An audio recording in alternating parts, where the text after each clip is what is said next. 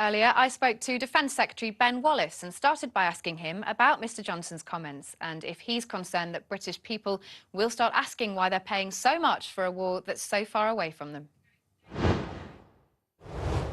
You know, we can't just talk about a comment by Boris Johnson and brush over the very significant milestone that is today, which is thousands of Ukrainians have given their lives, not only for their own country, but to defend against a very aggressive Russia who wants to illegally evade, suppress the choices that a sovereign country is allowed to make, and that affects us all. That is as President Zelensky says, Ukraine is fighting not only for their freedoms, but for our freedoms. So let's just, I think, put that comment in context. I think what Boris has said, and I'm afraid I completely disagree with your point, is the reason people, you just said, it is because of Boris's support for the war in Ukraine. The international community supports Ukraine's stand against Russian invasion, Russian war crimes, Russian rape and pillaging, Russian monstrosities, because it is not only the wrong thing, it's against international law, but it is also because it is against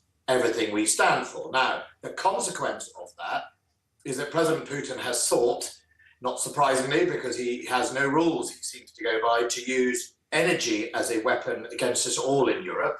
And again, we should put it in context. Everyone in Europe is paying higher energy prices as a result of President Putin's actions. Everyone is going to, I'm afraid, suffer that cost impact to their pocket throughout the winter. Some countries far more than Britain, such countries such as Germany and some of the Baltic states. So all of that is a consequence.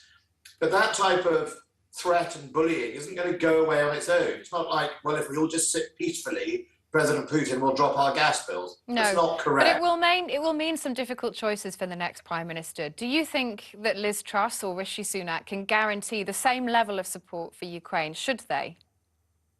Well, I think that's a matter for them. I mean, I'm supporting Liz Truss. She's been unequivocal in her support.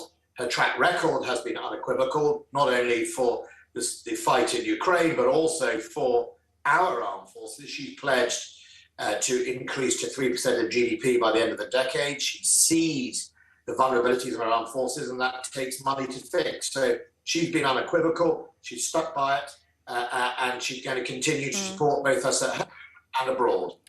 And just finally, I want to ask you, the Prime Minister's announced a package of financial support for Ukraine today. Is there anything more that the UK can be doing? Perhaps, curbing Russian visas, for example?